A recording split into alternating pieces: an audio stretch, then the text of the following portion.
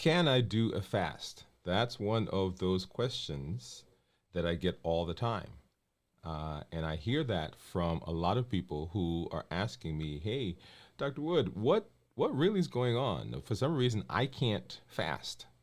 I'm not able to do it, and it is a big issue. It is a big issue, and so that's what I want to address tonight. If you're new to me, I'm Dr. Dwain Woode. That's Wood with an E.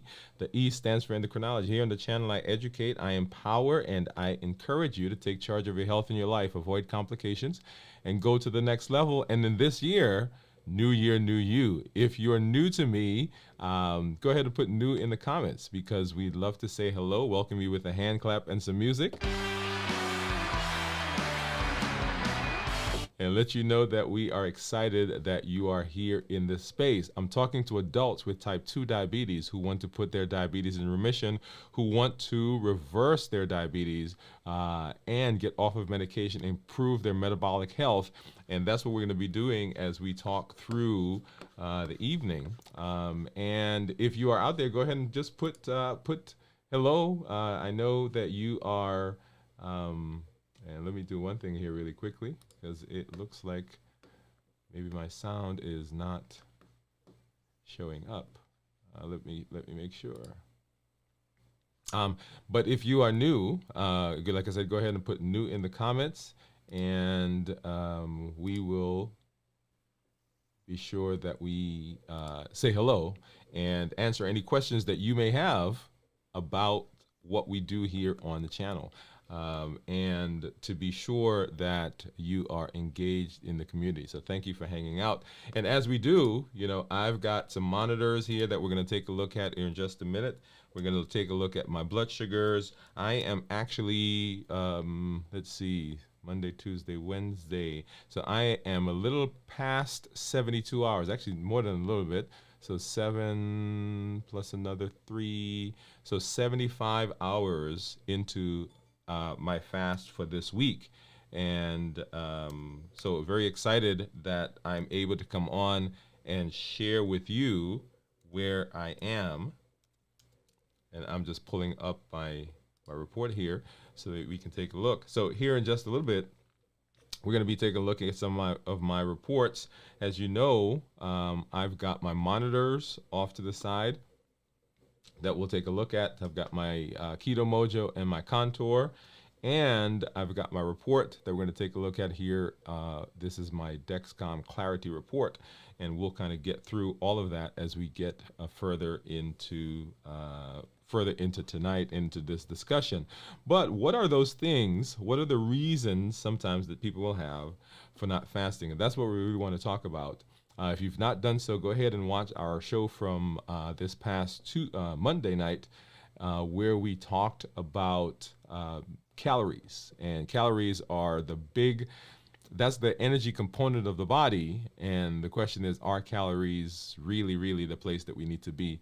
And make sure that you take a look at that over the course of the next couple of days. And then we'll talk a little bit about our feature that's coming up here on Sunday that we started this past week. Actually, 2 weeks ago, but the official, it was a test. And then this official episode was actually this past Sunday, called This Week in Review. This Week in Review. So we'll talk about that. But in the meantime, let's go ahead and let's do our check-in, because the check-in is where I talk about where I am, how I'm feeling, and how I'm doing in this space of fasting. Okay, and let me hop over there really quickly, and so we can take a look at where we are. All right. There we go. Okay, so I'm talking about how I'm feeling physically, mentally, and emotionally as we get into fasting, and we'll talk a little bit more about this as we talk about our discussion for tonight. Some of the concerns that people have will revolve around these three areas: how I'm feeling physically, mentally, and emotionally. And right now, let's hop over and let's talk about that here quickly. So how am I feeling physically? So I came home today and I was tired, and I am in the process of, we're getting ready to do some camping later on this summer, and I was getting some things ready, and there's this little cot that we bought, and I got it all set up, and I've got the mat there, and I put the cot topper and then the sleeping bag, and I've got a blanket, and I said, hey, let me get in there. My son and I tried it out yesterday, and I said, let me get in there, see how it is, kind of lay in it for a little while, because we're trying to decide if this is the one. And I got in, and guess what? Yes, right, I fell asleep. I fell asleep. So it was good. So I was a little bit more tired this week than previous weeks, and it is because I've been up. There's been some stuff that we've been doing in the office. In fact, when I get through here, there's some things I got to do to prepare for the morning. So I was up. I've been up later, and so I am more tired, not fatigued, right? Not feeling lightheaded, dizzy, sweaty, all the things that sometimes people associate with the things that people associate with fasting. And this week, because I've been more involved staying up later, I think I'm more fatigued, not necessarily feeling physically weak. So that's a pretty good one. And then mentally, I'm feeling clear. Mentally feeling clear. I'm not feeling foggy, not feeling lightheaded, not feeling dizzy. I think my mentation is good. I've been here in this space doing a lot of things over the last week. I did a talk last night, Tuesday night now, for a group at our church, and did our show on Monday, and I've been seeing patients all this week, and there's some things that I'm doing in terms of organizing, and so I think I'm doing a pretty good job of staying clear in terms of my mentation. In terms of my emotions, because I've been a little bit more tired, that's probably a place where I am feeling a little bit more this week, because I am having some time where, because if you're not rested, often that will show up either in the either physically, or it will show up emotionally, right? So a little bit more, not I will say on edge, but I'm finding that I have to be a little bit more attentive. Let me say that in terms of in my interactions with people. Okay, so those are three areas. So physically, mentally, and emotionally. And right now, you see where I am, and a lot of that, like I said, has to do with how I'm feeling, because I have been up later than I usually am. And so that's the space that I'm in. Let's take a look at some of my blood sugars, and I want to pull up here really quickly. These are my monitors. This is my continuous glucose monitor, and I need to do one thing really quickly because my phone is plugged in, and for some reason, there we are. Okay, that should do it now. Okay.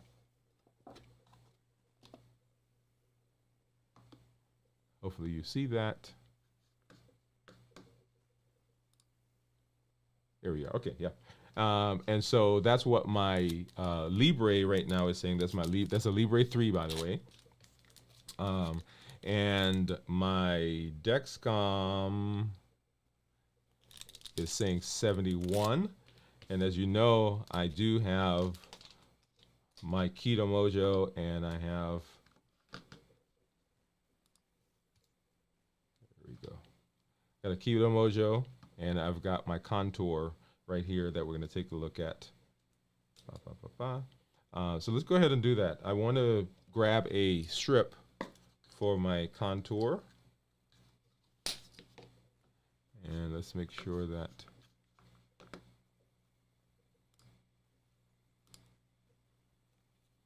all right, so this is my Contour that we're going to put a strip in right now. And then, of course, my Keto Mojo, and I've got two strips for that. One is for ketones, and then the other is for blood sugar. So let's go ahead and open up that blood sugar one. Get that in.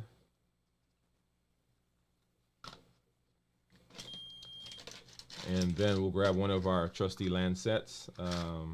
And I haven't used this one for a while because I've been using the other. Let's go ahead and try. Let's go ahead and try this one. And this is just a Lancet. It's pretty basic.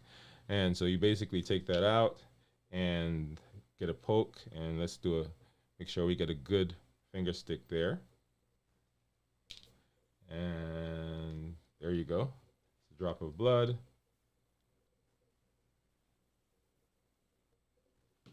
Get that in. Another drop of blood. Get that going, and we'll see what those are.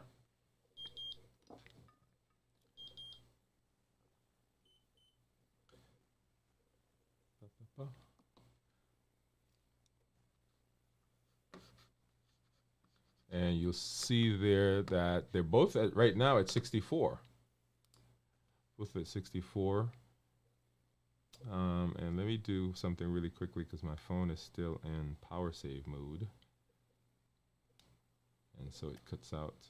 Okay.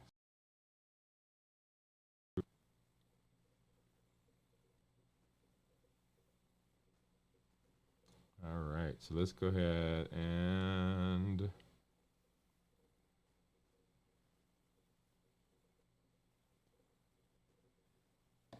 okay, let's see if we get that to come back. And that's just because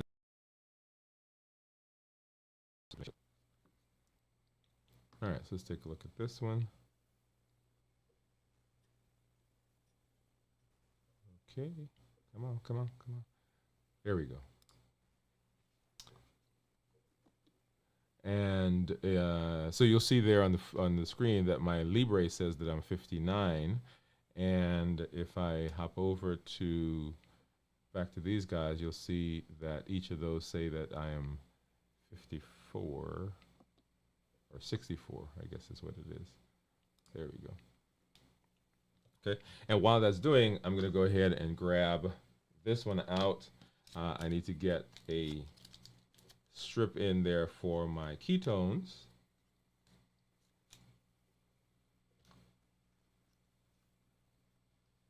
All right, and we're gonna go ahead and get that started. So what do you think my ketones are gonna be? Right, so we've done now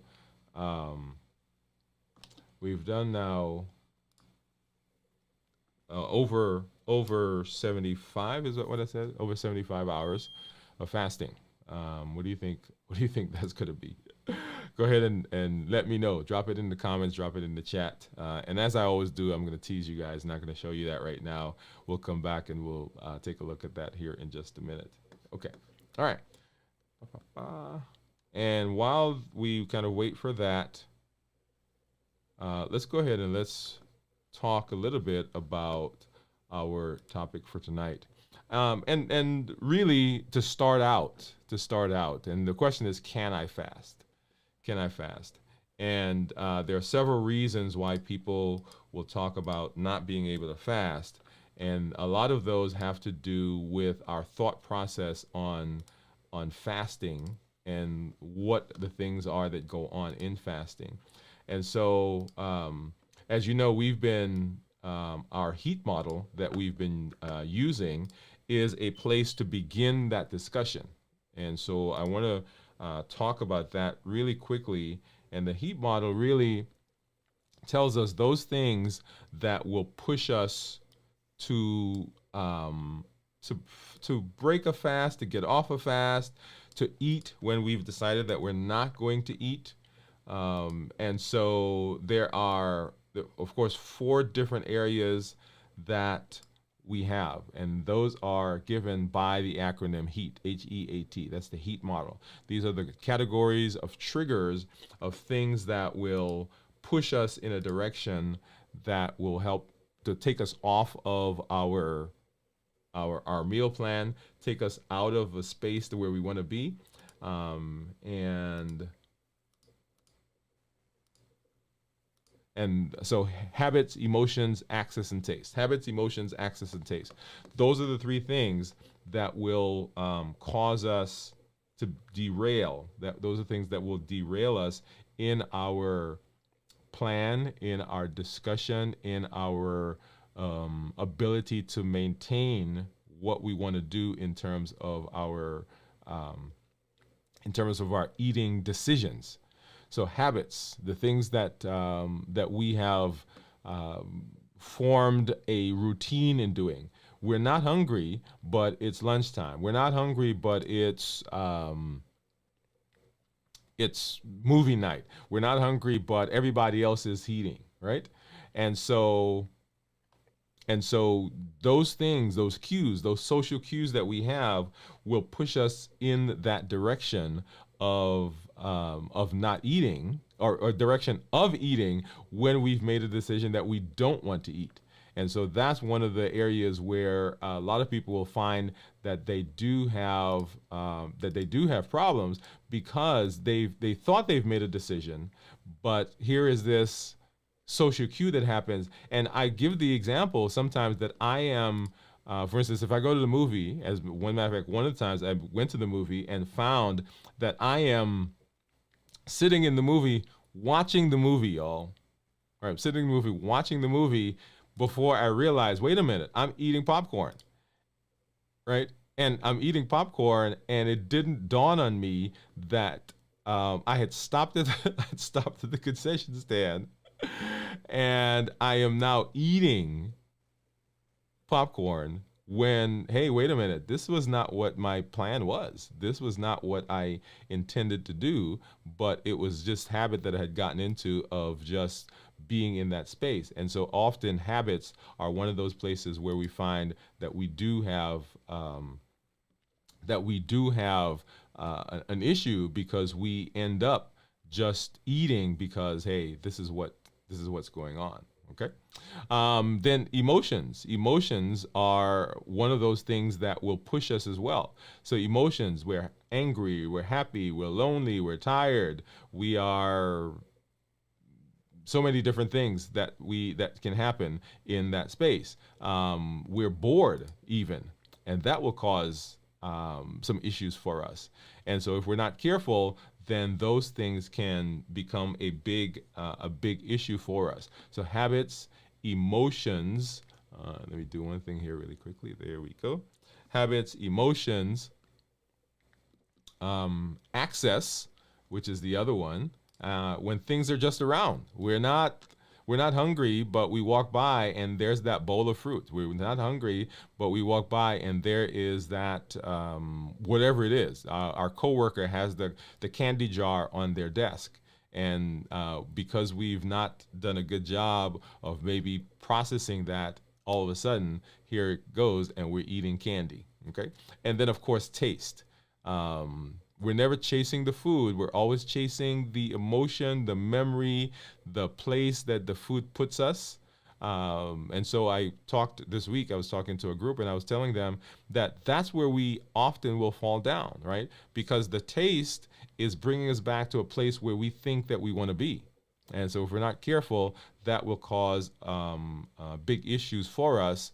And it can be a place where it will push us in that direction to do and or eat when we've decided that we did not want to eat something. So habits, emotions, access, and taste. And so let's kind of run through quickly some of the things that people will talk about in terms of why they may have issues. And there are lots of different reasons. I'm going to kind of run through these. So hunger and cravings.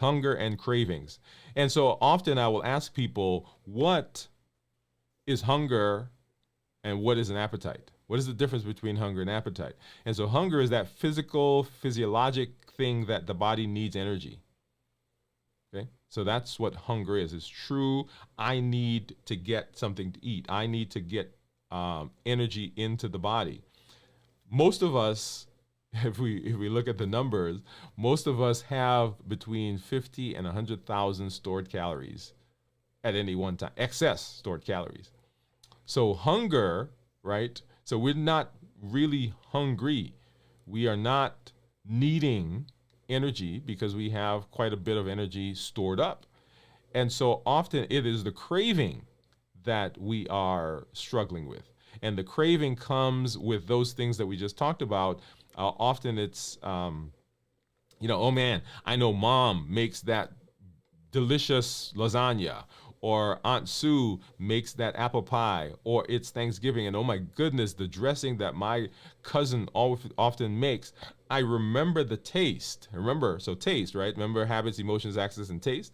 So that taste takes us back there. And so we have this anticipation of what it's going to be. And so we end up saying, hey, wait a minute. I can't fast because I know myself, because I love that. It's this season, it's this time, it's this birthday, it's this whatever, and I'm going to eat. And so we end up not fasting because we feel like, yeah, we can't do that. I was talking to somebody this today in the office who we're having this same discussion. Now, in terms of hunger, there's that physical hunger. So as we talked about fasting, remember one of the places that we want to make sure that we're dealing with or we're talking about is that space where, hey, are we doing a good job of getting good nutrition during our non-fasting days? Because if you're not doing a good job of getting good nutrition during your non-fasting days, then when you end up wanting to fast, then it is difficult because you're having a deficiency of something, and that can cause a problem for us as well. But generally speaking, if we do a good job of the hunger, of managing the hunger, then that shouldn't be, of managing our eating, that should not be an issue. The next one is lack of energy. People feel like they're going to have decreased energy. And that's one of the things that we talked about during my check-in. Okay. And once again, it is a matter of making sure that you are doing the things you need to do in terms of making sure that you are rested, making sure you're hydrated, making sure that you are not in any stressful event during that time, coming out of an event or going into a stressful event. And if you are doing that, then the idea of energy, excuse me, the idea of energy is, I don't want to say a simple one, but you should not have those issues with energy. Next, social and cultural norms. Yeah, so there are things that go on in our families, things that go on in our culture that can convince us that we can't fast, or because we've not figured out yet how to fit our fasting into our lifestyle, into the things that we normally do as a family, that can cause a problem for us as well. I give the example of people who are trying to do intermittent fasting. And they, for example, the family eats at 5 o'clock, but you have set your fasting time to start at 4 o'clock or 3 o'clock. You say, okay, that's going to be my last meal. Well, that automatically sets us up to have some conflict, because either we're going to sit with the family and not eat, right? And we're going to feel those pressures, right? Those habits, those cues. Or we're going to decide to take ourselves away from the family, and so that now causes relational issues with you and the family. And we will often, I shouldn't say we will often, we will most likely come down on the side of deciding that we're not going to fast because we don't want to be separate from the family. So we will do things to stay in community, which is really what we want. But because we've set the time for our fast at a time that conflicts, and because of those social norms, those cultural norms, we've not done a good job of putting those together. Okay. Next would be medication or medical conditions, and this will fall into lots of different forms. You've heard me mention medication. That's one of the things that I had conversations with in the office several times today. It is, hey, I'm on medication and I can't fast because I've got to take medication, or I'm feeling low. And The reason that most people will feel low if they're on medication is because the medication, particularly if you're diabetic, because the medication doesn't know that your blood sugar is low. And so the medication continues working. That's why it's very important during the course of fasting that you are in contact with your healthcare providers and you are talking to them about adjusting medication, because if you're not, the medication will continue to lower the blood sugar. Right? When we talked about the different medications, those medications you should be on or think about getting on, or those medications that we should think about getting off. And the very first group that we talked about was insulin, right? So medications from outside, either we're taking insulin or medications that is forcing our body to make insulin. Those are medications that will cause us to go low. So we want to kind of adjust that. There are other health conditions where fasting may be a challenge. So we currently don't recommend fasting for people who are pregnant, for women who are pregnant, people who are breastfeeding, right? Because they are needing to take in energy so that they can breastfeed, and that can cause a problem. People who have had a history of eating disorders, right? You want to make sure that you're talking to your healthcare provider and saying, hey, is this something I can do? How can I do this safely?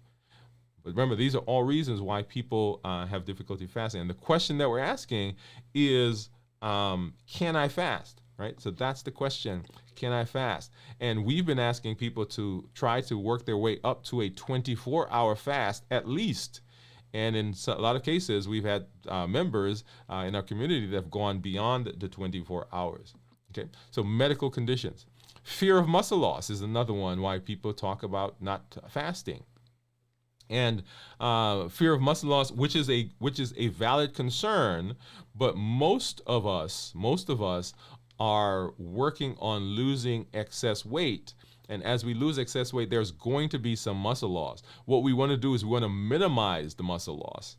And that's why exercising is important.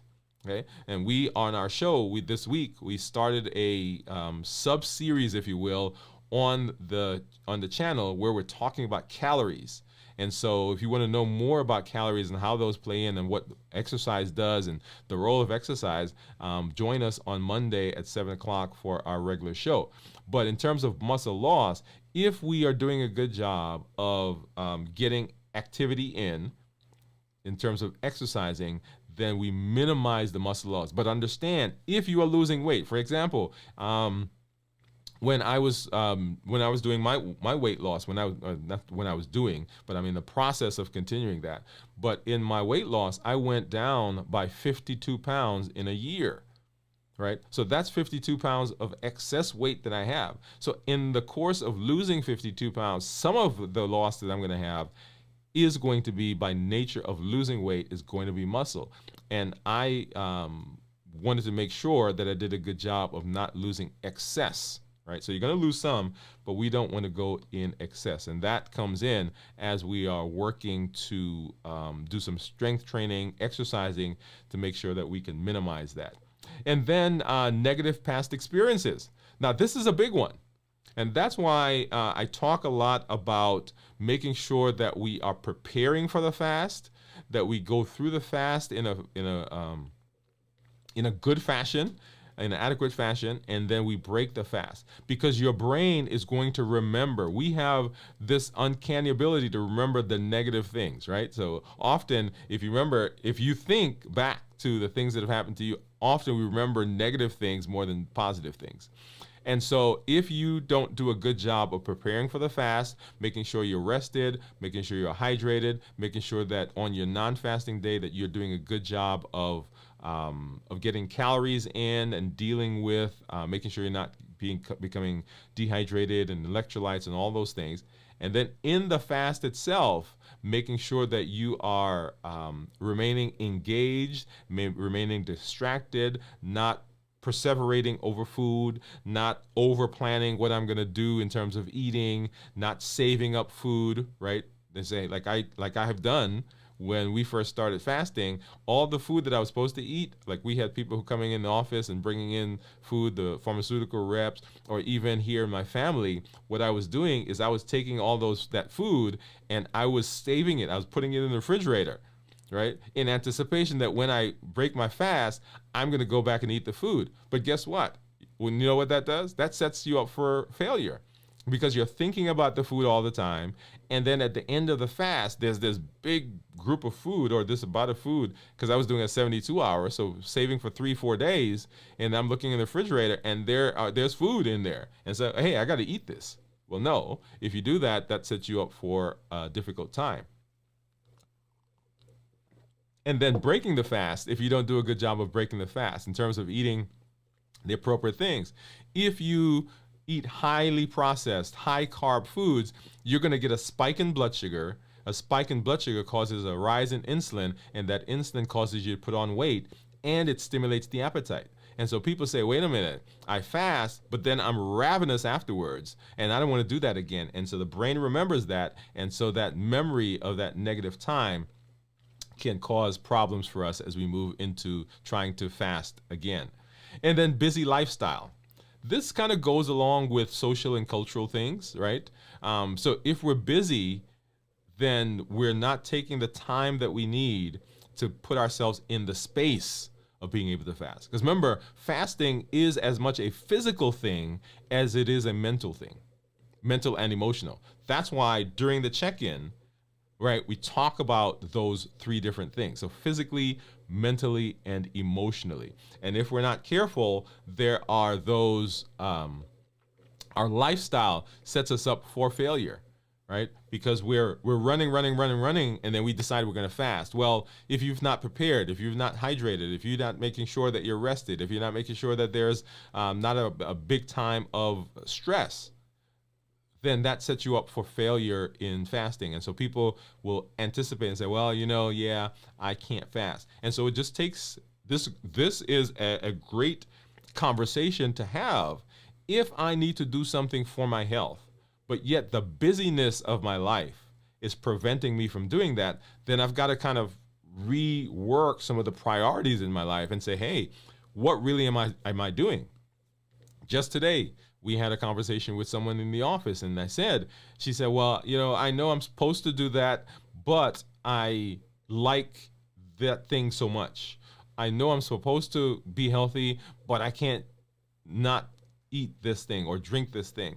And so the question I have is, it's a balance. It's a priority. And so do we want to be in the space of being healthy? And so if we do, then we've got to sit down and we've got to begin thinking, okay, how do we put ourselves in a position to be successful? Okay. So, and as I said to her, that is not a judgment. That is a process, right? Often we make it a judgment of the person that, oh, if they were strong enough or if they were really concerned about their health, then they would. Well, no, there are some things that happen in our lives that set us up in a routine that kind of push us in that direction. And it's a matter of reorienting and sitting down and coming up with those mechanisms that put us in a space where it's easier for us to do the things that we need to do in terms of our health. Okay? All right, so busy lifestyle. So concerns about nutrient. All right, people will say, hey, if I fast, then I may have deficiencies in, and they'll name off a little list of things. But most of us, the lifestyle and the eating that we do sets us up for deficiencies because we're not eating a balanced diet, right? We're eating highly processed, highly refined foods that sometimes are stripped of the nutrients that we need anyway. And so when we begin fasting, we're actually more attentive to the things that we've got to do in terms of maintaining nutrition. Right? Because when you're fasting, when you're on your non-fasting days, now people begin thinking, well, what should I eat on those days when I'm not fasting? And so you're more attentive to the things that, in terms of nutrition. So that is a concern, but it can be mitigated. So nutrition and nutrient deficiencies, okay? And then psychological barriers. That goes back to the emotional part of, mental and emotional part of what we talked about. So if you think back to our heat model, those emotions and the taste, emotions and taste, those two areas take into consideration this idea of the psychological issues, right?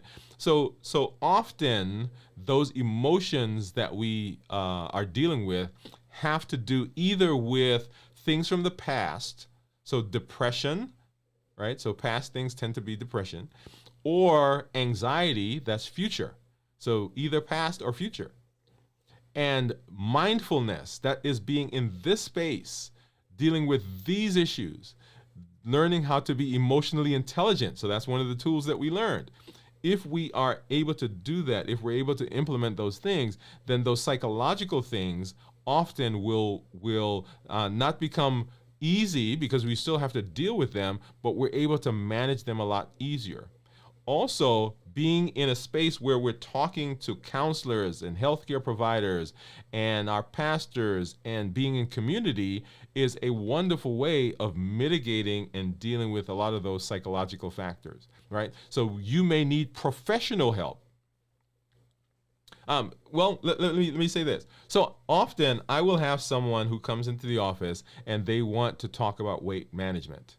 They want to lose weight. They want to be healthier. They want to be metabolically better, okay? And often I will direct them to other places to deal with issues first. I have someone, well, not someone, but I've got lots of folks that I've said to them, hey, they're new to me. I would love to help you with your blood sugar, but it is not a blood sugar issue. It is the fact that we are depressed. It's the fact that we're going through a divorce. It's the fact that we're dealing with a cancer diagnosis, is the fact that we're lonely, is the fact that, right? So all those things. So what we need to do is we need to get you into a counseling situation. We need to get you into a recovery program, whether it's Alcoholics Anonymous or food addiction resources. And so we'll direct them there. Hey, we need you to talk to your pastor. Hey, we need you to do family counseling. We need you to do some parent-child classes. So we need you to do those things. And once we begin setting those things in place, now we have the capacity to deal with these other issues in terms of a metabolic disease. Right? So that's a whole conversation, a whole show actually, that we can do in that space, because we are often trying to deal with metabolism, deal with health, deal with those issues in the middle of having psychological issues, and can be barriers there. So those are reasons why people, once again, we're going through reasons why people cannot fast or feel they can't fast or think that fasting is out of their grasp. And then digestive issues. Digestive issues. This is a good one. So people say, hey, I have irritable bowel, I have ulcerative colitis, I have Crohn's disease, I have indigestion, and they'll give a list. They'll go through a list of different things that are causing them or reasons why they think they can't fast. So digestive issues. Let's start with really one of the pretty simple ones. People say, hey, my stomach growls when I try to fast. And the question that I ask is, what does growling mean? Right? So we talk about growling meaning that we are hungry, that we need to put food in. Well, often we're so used to having food in the stomach that anytime the stomach is empty that we think that we're hungry. But it's not hunger, it's just empty. Empty does not mean hungry. Right? And so we kind of think we've associated that. And so anytime you don't eat anything, the stomach growls, and automatically we say, okay, that's because I'm hungry, so I go eat. And so people will say to me, I can't fast because my stomach growls. Or people say, well, I have a lot of indigestion when I don't eat. And the body produces acid to digest food, and it's so used to having things in it that it overproduces often. And so when we fast, the body is still used to the times when the stomach is full, and so it still makes the amount of acid that it used to make. We just got to get it used to not making that much, right? So that's a process. And so it takes some time for the body to now realize, hey, This is not going to be full all the time. And as you get that, the acid actually goes down. Or there may be some people who have overproduction for other reasons, and we need to manage that in order to be able to fast. But it's not a fasting issue. It's another medical issue that is so superimposed on fasting. Okay, if that makes sense. So it's another medical issue that is causing the overproduction. And so when you don't eat, of course, that acid continues to be produced. And so dealing with that medical issue will mitigate that feeling. And so people can then begin fasting. And then other things like irritable bowel, Crohn's disease, people who have gastroparesis, we want to be careful with them and let them know that we want to eat foods in our when we're breaking the fast or preparing for the fast, that don't aggravate those conditions. Right? One of the beautiful things about fasting is that, so a lot of people say, well, I have problems eating a particular food. Well, guess what? You're not eating during fasting, so it shouldn't be an issue. All right? So during the fasting period, all of those issues where food aggravates the GI tract, aggravates the stomach, aggravates your absorption, not an issue because you're not putting food in. Right? So it's not like we're saying, hey, eat fatty foods or eat low carb or eat low residual foods or eat, right? So we're not saying any of that. So none of the foods during the fasting period should cause an issue because there is no food. Okay? And so those are some of the reasons that people will say, hey, I have difficulty with fasting. One, so hunger and cravings, lack of energy, social and cultural norms, medical conditions, fear of muscle loss, negative past experiences, busy lifestyle, concerns about nutrient deficiencies, psychological barriers, and digestive issues. Okay? So those are some of the reasons why people will have difficulty with fasting and say, hey, this is not something that I think I can do. And those are, as you heard, a lot of the ways that we can mitigate some of that. All right. So what I want to do is I want to not do a check-in. So let me hop back over here. What I want to do is I want us to now take a look at my reports. But before we get there, remember this past Monday, we began a discussion on calories. Where do calories fit? Are those the things that we need to be continually counting or dealing with? And a lot of people say, hey, I'm counting calories, I'm cutting back, and I'm still not losing weight. My blood sugars are still not where they need to be. I'm still suffering from metabolic disease. And so this past Monday, we did a show where we began a discussion. It was the introductory show for a sub-series that we're doing within our New Year, New You that deals specifically with calories and the place that calories play, or the part calories play in the things that we do. So now let's go ahead and let's take a look at my report. And this is my Dexcom Clarity report. So let's go ahead and let's hop over and take a look at that right now. And you'll see that there on the screen, and right in the middle, kind of in the middle, you'll see that my average blood sugar for the last 14 days has been 111. And for 14 days, I've been in target 97% of the time, with my range being 70 to 180 as it's been. And then if I change to 90 days, my average, I'm going to think it's going to be probably about, so 104 is what that is. And you see that there on the screen. And it says that my glucose management indicator is a 5.8. And so probably about a month ago, we did do labs, and my A1C at that time was 5.8. You'll see that there in the middle of the screen. And actually yesterday, I got labs again. So we're going to see what my A1C is. Probably roughly about a month apart, because I think those labs were done on the 29th of May, and I got it a little early. I've got an appointment coming up here is it next week or week after? And so we're going to see what that is within a month. once again, with the things that we've been doing here on the channel. So you guys get to get a front row seat to watch that. But right now, 104 is what my 104 is what my average is, with a glucose management indicator of 5.8.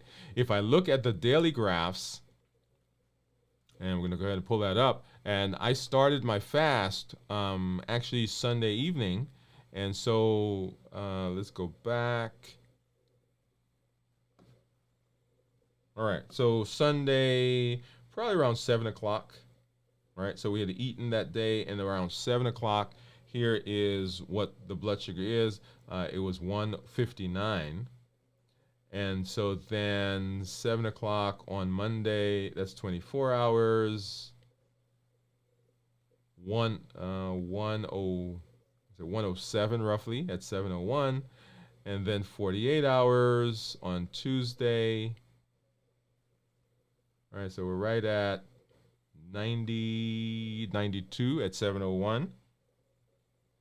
And then on Wednesday, right, so this is now 72 hours, and we're between 72 and 76.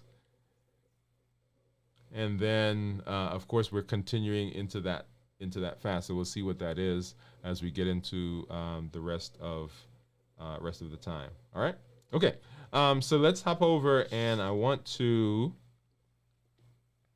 go ahead and we're going to take a look at what my Keto Mojo is, because remember, I still have that test strip in there that tells me ketones. And let me go ahead and pull up my Keto Mojo app here really quickly. And then I'll have to go ahead and start this guy over, or restart it. So turn it on, actually take the strip out and turn it on. And then we should see the Keto Mojo app begin syncing here in just a minute. And so we'll begin seeing what that is. Well, let me go ahead and force it to sync. And so we can get that number over. All right, so syncing data. And what do you think it's going to be? I'm going to guess, because I haven't seen it yet. So I'm going to guess, so 72 hours, a little over 72, 75 hours. I'm going to say it's going to be between 0.8 and 1.2. Between 0.8 and 1.2. Okay, so I'm not going to give a specific number. So 0.8. Oh, wow, look at that. So a little over 72 hours. So I'm 3.0. Okay, so in terms of talking about ketones, remember, ketones that are less than 0.5 are considered normal. 0.5 to 1.5 are considered nutritional ketosis, and then 1.5 or above 1.5 is considered to be therapeutic ketosis. And so right now I am 3.0. If I look at the actual graph, you'll see there the tan line, that those are ketone, or that's blood sugar, and you see the blood sugar going down as I fasted, and then of course the ketones go up, and you'll see a big rise in the ketones there, because like I said, I'm now a little over 75 hours into the fasting, and we'll see what that is. What do we see what that is tomorrow? But I love that. I love that. That means that my body is in the process, well, not in the process, my body is using fat now in terms of energy. So it's burning fat and it's converting that to ketones, and the ketones are being used for running my body. Join us on Friday as we do a check-in where we kind of walk through much of fasting, right? So Friday is usually our fasting review, kind of a comprehensive discussion about fasting. Awesome. All right. And so that puts us now, like I said, over 75 hours of fasting for this week. We'll come back and we'll do additional check-ins as we go through the next couple of days, so you get to see where we are. We're doing a little longer fast this week. Once again, just so that we can be in this space to talk with you, and so you can see metabolically what's going on, what's happening. Somebody said to me recently, so what's the end goal for the fasting? And the goal is really not to do a 96, 105 hour fast for the rest of my life. It is in this space, as we are becoming metabolically active, as we are talking, right? It's to begin showing people and giving examples of what fasting can do. And then we're going to say, hey, okay, now that we've mastered the art, this tool, because remember, fasting is simply a tool. We have this tool that we are able to use now. Okay, how do we use that tool based on our decision? It's kind of like that hammer that I have in the garage. I don't walk around with the hammer all the time. I don't use it all the time. But when I need it, I use it. So there have been times over this fasting period where I have done, for instance, last week or a couple of weeks ago when it was Father's Day and we went traveling, we went to Natural Shores and we were there, and there are a lot of things that I ate that aren't normally on my eating plan, right? Or I ate more than I wanted to eat. And so coming out of that, I decided, hey, I need to do a fast or begin the fast early to mitigate some of the things that happened. Notice what happened. I made the decision. I made the decision to use the tool at the time that I needed the tool. Often the things that we do in terms of our lifestyle and the things that we do in terms of our eating, we have pushed it to the point where it becomes this kind of dogma. I can't do anything else. I always have to fast. Right? And so that is where we set up ourselves for problems. But if we think of this simply as another tool in our toolbox that we can pull out when we need it and put it back when we don't need it, when we don't want to use it, hey, that's the space that we want to be in. All right. So let's take a look. I do see, let's see, my name is Red. So does eating actually work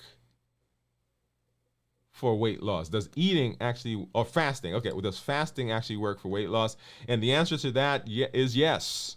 Fasting does work for weight loss. And we've had lots of people in our community who are doing that. And in fact, if you have not followed us, if you've not been seeing some of the things that I've done in terms of my personal journey, and let me go ahead and let's pop this up for you. So if you're out there, take a look. So this is my graph. This is my weight journey over the past. Is this 2 years? Well, this one right here is a little over a year ago. So this is March of 2023. This was, when was that? July of 2022, right? So right there, 245, and then down to 240, and then you'll see the drop there. And this was 188 when we were down, 189. Well, back in March, I think, was when we hit our goal, and we've been down 179, and right now 188, I think is what I am, 185. Okay. So does it work? The answer is yes, it does work. Okay. And let's see. So Jennifer, hey Jennifer, what's up? Jennifer is saying howdy all. Glad that you are here with us hanging out. And she says, just did a 24-hour fast, meant to go longer, but emotions got in the way and ate a bag of peanut M&Ms. So I followed it up with fiber. Let me see. So fiber and protein starting over tomorrow is another day. That's right. And so I love that, Jennifer. And that's a perfect example of how we use this process. Often we get bogged down into, hey, I'm supposed to be doing a 72-hour. I'm supposed to be doing a 96. I'm supposed to be doing a 48. And if I didn't make it there, then that's a failure. But I want you to think of it this way.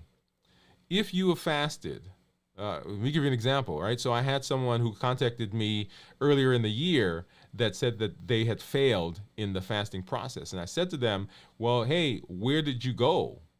I was like, how long did you fast? And the person said to me that they fasted for 70 hours. The goal was a 72-hour, I believe, right? And I've had somebody who say, hey, I only made it to 96 hours and I'm planning to go to 104. Well, so if you made it to 70 hours, that is that is success, right? Because during that 70 hours, remember those first 18 to 24 hours, we're getting rid of glycogen. So for the other 48 hours of that period, you're in ketosis. And your body is now burning calories. It's using the fat. It's now in ketosis and is using ketones for energy. That is setting you up for metabolic success. So just like Jennifer, she made it to 24 hours, meant to go longer, didn't quite make it, but is not now saying, hey man, bad Jennifer, bad Jennifer. It is, okay, so I mitigated what I did. So I ate M&Ms, so I did fiber and protein. Yes, great.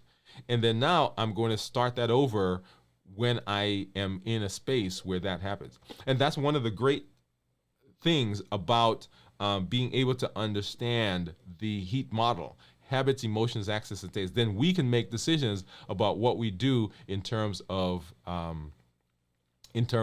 our plan. Okay. All right. So glad that you guys are here. Glad that you are in this space with me, and glad that I could come in and do some check-in with you.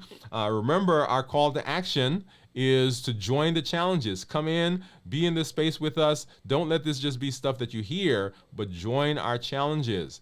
Let us know you're here. Number 2, be involved. Tell us your story. When we see you, we know we can do it. When we see your challenges, we can support you and we can come alongside you, and we know that we're not alone. And then invite somebody to this space, right? We want you to be here. We want you to know that there are over 1 billion people on the planet right now that are diabetic or pre-diabetic. You can be a voice for change.